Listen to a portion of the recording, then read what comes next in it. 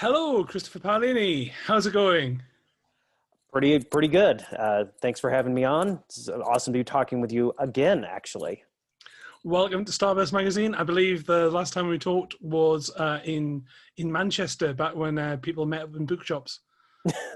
Yeah, last year when I was touring around the UK and Europe for my last book, which was a collection of short stories set in the world of Aragon called The Fork, the Witch, and the Worm.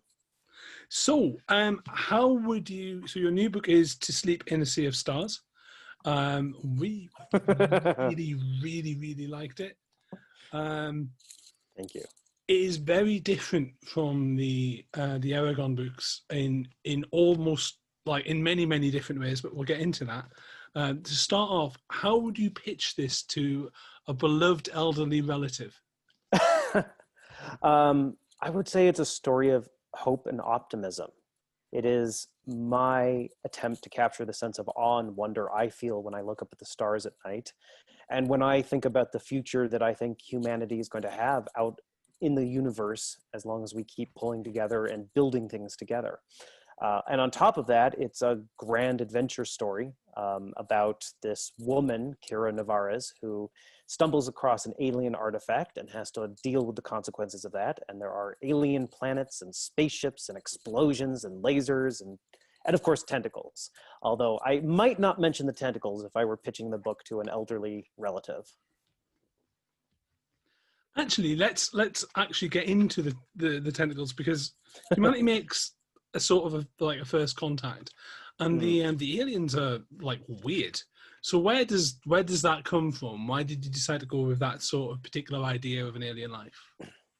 Without getting too spoilery or too technical, it was actually a combination of two things. One, I was listening to a science course on biology, and one of the things that was discussed was the biology of octopuses and their whole family, and how in some ways they're almost the closest thing to aliens that we have on our planet, because their esophagus actually goes through their brain. And I may be misremembering the details, it's been a while, but as I recall, their brain actually has like 3 different lobes, and the arms of the octopus are semi-autonomous. They actually have whole clusters of neurons and stuff in there that helps direct the arms activities. And I was reading all of that and I was thinking, well, that's a really sort of interesting place to start with creating an alien species. And then, of course, since I was writing my version of a space adventure story, a space opera, I wanted to have aliens with tentacles because it's such a classic device, but at the same time to do it in a way that made sense for me and perhaps added a little something to the genre. So this is very different. I mean, it's for a start, it's science fiction, but it's very different from the Aragon books Mm. in the sense that there's a lot of world building here, and there's a lot of kind of, you kind of explore a lot more about it's less character driven and more story driven. Is that just because it's epic space opera, or is that because of something else? No, I mean it was just what felt appropriate for this book, and I wouldn't necessarily say it's even less character driven, simply because everything that happens in the story happens as a result of the choices the characters are making and who they are that drives them to make those stories. The only downside of doing what I did, and that's not even a downside, it's a difference in approach, is that one of my goals was to write a complete story in one volume. You know, there are a lot of big epic series out there and they're awesome, but especially as I get older, both as a reader and a writer, I've become more interested in the idea of self-contained stories, even if the universe itself presents more opportunities for further adventure. So by telling a complete story in one book, you unfortunately have less space to play with than you do when you're writing a 4-book series or a 10-book series. And that limits what you're able to do with the characters to a degree. Doesn't mean you still can't tell a good story, doesn't mean it's not rich and interesting, but it does change where the focus is to a degree. Going into that, I mean, this took you 10 years to write, and it is a big book. If I was to drop this on my foot, I'd probably need to go to accident and emergency. Um, where did you set out to make like a, I keep calling it epic space opera because I feel that's a good way of describing where we are with this. But did you set out to make a like an epic, or did you just start with the first word and just kept building? I started with two things. I started with the inciting incident, which is where the main character Kira finds this alien artifact. And I started with the very final image of the story. I find it incredibly difficult to write a story if I don't know what the ending is, because the ending is what everything builds to, and the ending should be supported by all the structure underneath it. So I had the inciting incident, I had the final scene in my brain, and then everything else in the story was trying to figure out how to get from that point A to point B, and how to make that journey make sense. And I didn't get it right the first time. I talked about this in my afterword.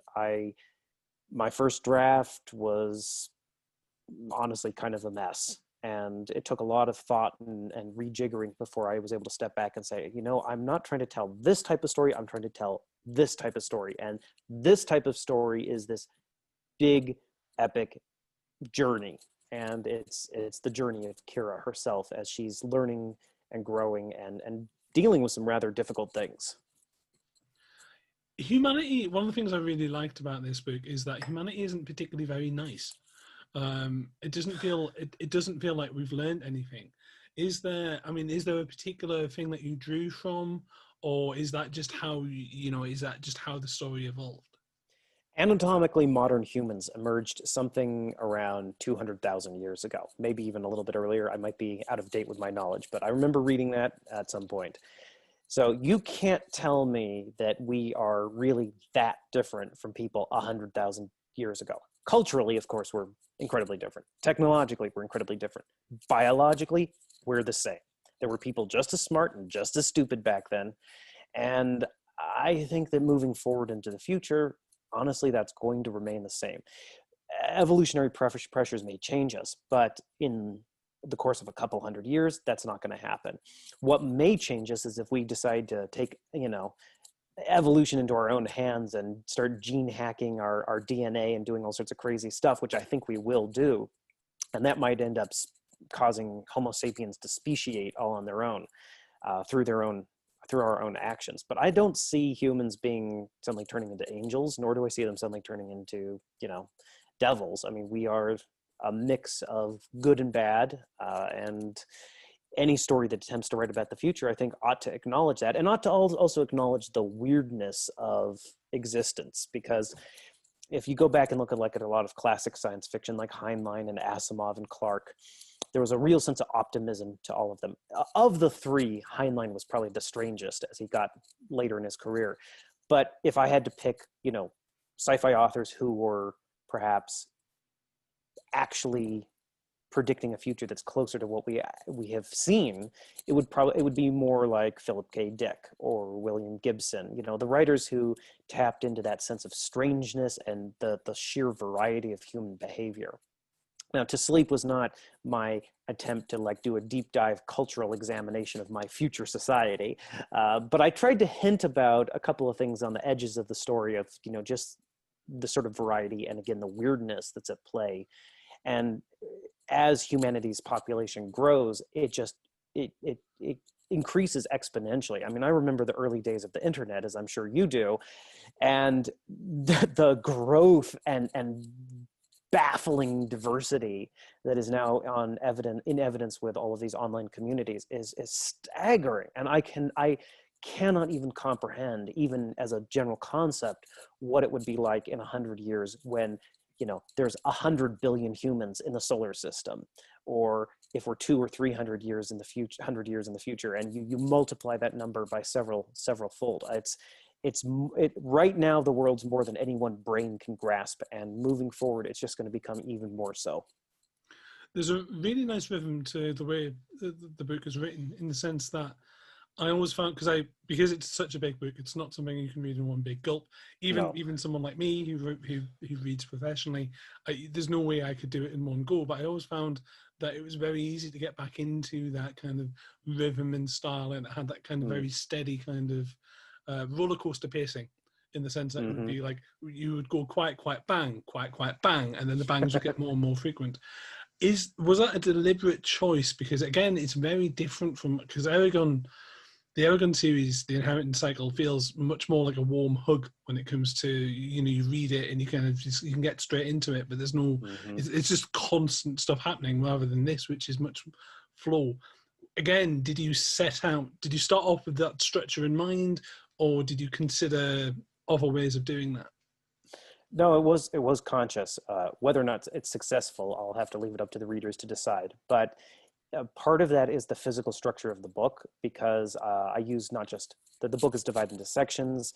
The sections are divided into chapters, and the chapters themselves are divided into subchapters, and that gives a very I don't want to say episodic, but it allows you almost to do film cuts between, jumping between these little subgroups. And it still, I hopefully feels as if you're flowing through the story. And then with that, the feel of the story was always going to be different than the Inheritance Cycle. The Inheritance Cycle is traditional fantasy. And with this one, I was very much wanted that cold, hard-edged sci-fi feel for a good chunk of the story. And that inevitably results in a different experience for the reader, and the writer. Although I'll say that the, people who've enjoyed the Inheritance Cycle, a lot of the things they loved, I think they will still find in this book also. And hopefully, with some improvement on overall writing technique. I mean, yes, it is very different. I enjoyed the Inheritance Cycle, but this is certainly a step above. Touching on the sci-fi aspect further, how did you, because there's quite a bit there where you explain the science and the science side of it. How tempted were you to go full hard sci-fi? Very tempted, but I do recognize my limits. I'm not a trained scientist. I'm not a trained mathematician or physicist or anything like that. So to go 100% full hard sci-fi would have required more work, more effort. And there's a danger there where you get so caught up in the minutia of the science you're creating or working out for your story that the reader just checks out and says, I don't care. What does this have to do with what's actually happening with the characters? So for the most part, I've saved my science, my techno-babble, my hardcore 100% full hard sci-fi for the end of the book. There's some extra material there there's a fake scientific paper on, the mechanics of the faster than light travel, some glossaries, some other stuff. But I really tried not to dump it on the readers, and that's something I definitely learned from writing fantasy, is the risks of info dumping and putting too much information on the reader. So that was a balance that was hard to strike, and I'm still learning how to master that. You talked briefly about the kind of the episodic nature of the work and the way that it has that flow. It felt to me like it kind of lent itself towards like an audio drama or even an episodic drama. And you've had some experience in the past. Let's not dwell too much on it, but you've had some experience in the past with TV and movie adaptations. Any chance we'll see this in a different format? I'm very hopeful of that. There's some motion on that front, but nothing I can talk about publicly yet. It's always worth a try. I'm always going to. But I will say, it's funny you mentioned like audio drama, because the audiobook for To Sleep in a Sea of Stars was read by none other than the awesome Jennifer Hale. And our viewers probably know her work, even if they don't know her name, because she was the voice of Female Shepard from the Mass Effect games. And she has done stuff for Overwatch and Metal Gear Solid, and she's the voice of Cinderella in the Wreck-It Ralph games, and she's done Galadriel in the Lord of the Rings games. She has the Guinness World Record for the most prolific voice actress in the world. And I was incredibly lucky to get her to work on this book, and she just absolutely nailed Kira's voice and the feel of the book. Talking about Kira, are we going to see any more in this world? Are you going to continue with this world? Absolutely. So To Sleep in a Sea of Stars is the first entry in what I'm calling the fractal verse. And that is a fictional setting that includes the real world and the deep past and the far future. And so anything that I write that is not explicitly fantasy, whether that's ERAGON related or non-ERAGON related, is going to be in the fractal verse. And this is something I've been thinking about working on for many years. And To Sleep is, as I said, the entry point for the Fractalverse. And we're going to have a lot of resources for readers and fans to engage with the universe in different ways, not just with To Sleep. I've also written a sequel, very short sequel novella for To Sleep that we'll be releasing at some point. And I'm currently really working on a short prequel novel that I actually wrote back in 2013, but now I'm doing final revisions on that and actually getting it into a readable shape. So there's going to be a lot more, and we'll probably isn't the right word. We'll definitely see more of Kira at some point. In fact, I can show you the logo. So this is the hardcover US edition of To Sleep. And if I pull the dust jacket off, I can show you the Fractalverse logo, which is also inside the book. But on the US edition, it's also that's lovely. Embossed on the cover. So, yeah, really nice. Are we going to see any more ERAGON? And also, is ERAGON going to continue to be aimed at a young adult market? Well, yes, we will see more ERAGON. As readers may recall, the short story collection last year was titled Volume 1. And I have a lot more like longer full-sized works planned within ERAGON's world. Whether or not they'll be YA is going to depend on what the publisher wants to do. I'll just continue writing them in the same style and same approach that I have. But since some of the characters are going to be past the age of 18, at least in the US, that means it gets classified as an adult novel. But, you know, that's more of a publishing and marketing construct than anything to do with how the readers are going to experience the story. Talking of the world of publishing, what are you reading at the moment? I'm actually reading Red Rising by Pierce Brown for the first time. I met him at Comic-Con right when his first book was coming out, but we're actually doing an event for my virtual book tour for To Sleep. So I figured it was only right that I actually read the book, and so I can converse with him on that. Recently, I read The Doors of Eden by Adrian Tchaikovsky. Quite enjoyed that. Also recently read A Memory Called Empire. Actually, that was last year I read that by Arkady Martine. I think that's how you say your last name. Yeah, just won the Hugo. Just won the Hugo, exactly. Of course, Kings of the Wild, which I quite enjoyed. And I'm trying to think what else at the moment. I think that's about it. So, I mean, it's fair to describe you as a massive fan of science fiction and fantasy. What are you drawing? What did you draw from as inspiration for this novel, and what are your greatest hits when it comes to that sort of thing? Well, how long do you have? I'm sure as you were reading the book, I put in quite a few nods to some of my favorites, and I'm sure you were picking up on a few of them. The Hyperion series by Dan Simmons, Dune, of course, the Alien films, especially the first two. The Ian M. Banks with his science fiction novels. I have a couple of. There's one ship name in particular, Into Sleep, that's a bit of a nod to his work, and the Mass Effect series, Babylon 5. Just a whole lot of, Star Trek, of course. Just a whole lot of science fiction and fantasy that I've read over the years, but those are definitely some of the ones at the top. There's very much a kind of a Dune-esque, Babylon 5-esque moment, which is kind of key. That I really want to go at the reader, but you need to read it yourself, obviously, if you're watching this. But yes, no, I can totally see that. Getting on to kind of some more ridiculous questions. If you were able to give yourself a piece of advice, you meet a 15-year-old version of yourself, and you only have you don't have too much time to explain. You have 30 seconds, maybe a minute to talk to yourself. What would you say, and would you listen? I would listen because even as a 15-year-old, I've thought about the possibility of like time travel and things like that. So I would pay attention. I might ignore myself, but I would pay attention. The two things I would tell myself as fast as I could would be, first of all, A, don't worry. It's all going to be okay. Worrying doesn't make it any easier.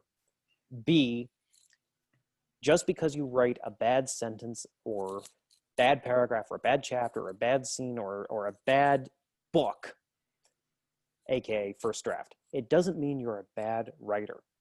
Most writers don't get it right the first time. You know, you do your best, you take what you have, and then you try to fix it. You know, if you're not willing to fix it, that's where the problem is. But if you write a bad sentence or a bad paragraph, or your writing needs work or an editing after the first draft, that's okay. That's part of the process. If you look at, you know, examples of editing from authors who've been published for 20, 30, 40 years, you'll see that they're still ripping apart their prose. They're still getting editing from friends, family, or their editor. And that's because there's always room for improvement. And knowing that at 15 or 16 would have taken an enormous amount of pressure off me, because it might sound silly to say it, but back then I almost had this impression that books just magically appeared on the shelves. You know, authors sat down and just wrote it and sent it off to the publisher, and that was it, because no one had explained the process to me. So knowing that just because the writing needs editing doesn't mean that you're doing anything wrong. You're on the path to getting to where you want to go. And that would have been very, very helpful for me to know. And the thing is again, we have like this weird expectation of writing that you can just do it. But no one expects someone to sit down at a piano and without any training be able to play a piano or be able to play a guitar. You expect in both those cases that it's going to sound horrible when you start. And people, if you go into it with that attitude, you don't get discouraged because you expect it. And you know that that means you're starting to get better. And it's the same is true with writing. That's very true. It's one of the things that I think a lot of writers keep saying, is that writing is editing, and it's that whole thing. Just because you can cut a piece of wood, it doesn't mean you can carve the wood. It's that, you know, it takes time and practice. And it does get easier. Next, very silly question, but kind of serious, but kind of silly. And I've asked you this before, but I'm going to ask it again because it's such a stinker. If you got to rescue a single piece of art, and that piece of art survives until the sun dies, so possibly outlasts mankind, but that piece of art will survive, what would it be? You know, that's a horrible question, right? I know, I'm sorry. Oh boy. Language changes, even visuals change, but I think music remains eternal. So I would probably choose a piece of music that feels eternal to me. I'm thinking of Beethoven's Missa Solemnis or Brahms' Requiem, and I'm forgetting the exact piece, but there's a piece in Beethoven. It's one of his symphonies. It's the 6th or 7th symphony. It was the piece of music that was used in the King's Speech. Okay. And I always forget the name of it. But that, when played right, just strikes the deepest chord in me. And it's the sort of thing I could imagine someone listening to 100,000 years or 1,000,000 years from now and still feeling something. And some honestly very silly questions just to finish off. Just some daft either ors. Simpsons or Futurama? Simpsons. Doctor Who or Doctor No? Ooh. Oh, man. Oh, I want to say both. Macbeth or Othello? Macbeth, without a doubt. Um, Macbeth feels like a fantasy story to me. It feels to me like there is a dragon curled up one of they'll call it a mountain, I'll call it a hill out on the heath. There's something about Macbeth that gets under my skin. Indiana Jones or Dora the Explorer? I'm going to annoy a whole lot of people by saying Dora the Explorer, because in the first Indiana Jones film, he somehow clings to the outside of a submarine for half the Atlantic, or however far it was. And I know those submarines supposedly traveled while on the top of the water rather than submerging the whole time, but I didn't know that when I first saw the film, and that bothered me to no end and continues to bother me that there's no way he could have stayed on top of that submarine that long. So Dora the Explorer. Video games or board games? Video games. And finally, truth or beauty? Truth. Because truth is beautiful. Christopher Paolini, thank you very much for your time. That was marvelous. Thank you. Oh, my pleasure. Thanks for reading the book. And tell us what the book is again and where we can get it. The book is To Sleep in a Sea of Stars by Christopher Paolini, and it is coming out on September 15th in both the UK and the US. It is a big, epic space adventure. It is the first novel in the Fractalverse setting. It is everything I have in my brain that I've poured into it over the past 10 years. It is heartache and sweat and adventure and tears and terror and beauty. And I hope that when you reach the end of it, it leaves you with a bittersweet ache and a tingle up your spine and a sense of possibility and future hope. Thank you very much. And if you're watching this video, please remember to hit that subscribe button and that like button.